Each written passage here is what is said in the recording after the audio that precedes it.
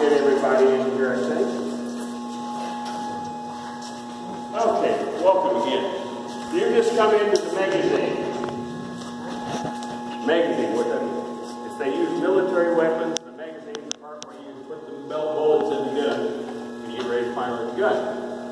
So the bullets were the missiles. We had 6 of them down here. 3 over there that would have been that side and 3 on the other side. But when we take them and put them on a launcher like this, or we take them upstairs and put them on 2 launchers on that side or on the other, we can only shoot or launch one at a time. I've probably said over and over again to you today. One at a time. Primarily because it's not smart enough to go anywhere by itself. It has to be told where to go and what to do. That sound like a marriage? Husband goes out to do the job, the mom is home telling him where to go and what to do. That's what this was. It used to be marriage. The radar was the one telling the missile how to get the job done. The radar would lock on their beam onto the missile guidance system on one of the antennas. There's 2 transmit to receive.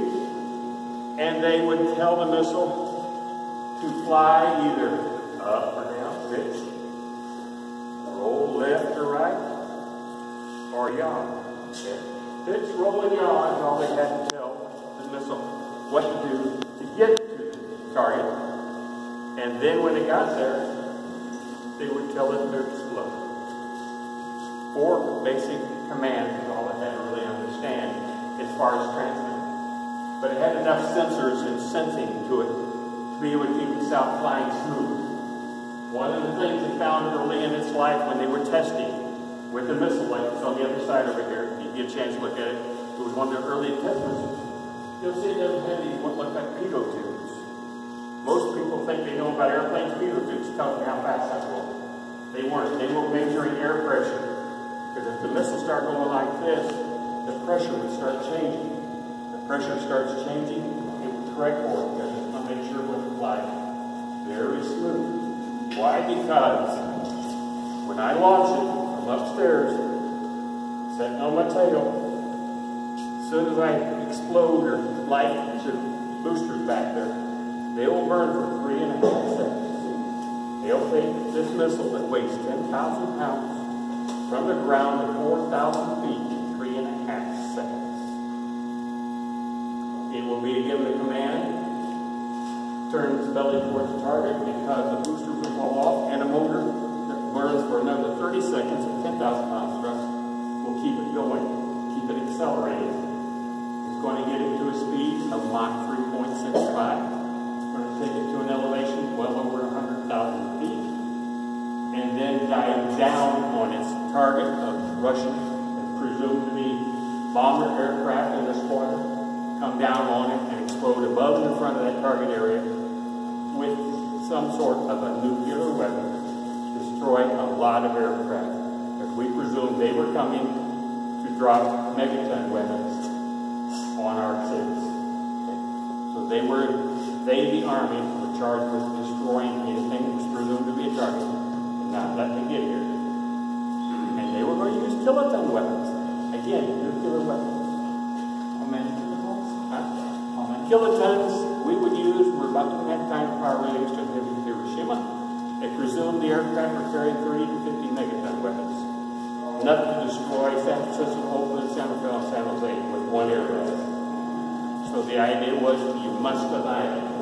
You go over there and look, please. You don't press the 2-inch wall, primarily because they're painted up. Just like they were looking at here. And funny, grease with the hand, leave fingerprints, and next thing you know, they were all there in another way. And if you get grease on you from here, that inside here, that's 50 years old. Gets up your clothes, it will last another 50 years. So be careful. It isn't the cleanest environment for you. So you have guidance that responds to radar signals from on the hill. Guide me all the way and tell me when to explode. That's only one at a time on this site, no matter how many missiles I have. Efficient? Not really, unless you have more than one location. So San Francisco had around 12 locations. All 12 sites could be flying missiles at the same time at a target or different targets, depending on what they were assigned. Once you've exploded your weapon, a let's say 90 to 120 seconds, a couple minutes of flight time. Then you can turn that radar around, launch onto another one, and assign another target to launch a second missile. So that's the way it works. Why do I say 90 to 120 seconds? Our target's going to be approximately 100 miles out.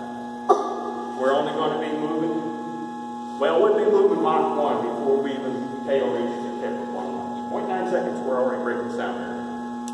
4,000 feet, we're moving twice the speed. We will get up to a speed greater than Mach 3.65, almost 4 times the speed of sound as we approach our target. We'll be well over 100,000 feet. We will come down on that target at around 30,000 feet, moving at 500 miles an hour. I think I have the edge in speed, and I have the edge in coming down here. Then even my fuel's gone. But moving at Mach 4, I can coast a long ways, better than any truck down the hill, and come down and explode above them. That was the scenario that we were on pursuing. Not only we here in Central Bay Area, but 43 other locations around the nation at sites like that, ready to go as we would have had through that whole period of time, 54 to 74. There was some sites in the Bay Area here ready to go on a 2 to 9 minute time frame, 24 hours a day, 365 days a year.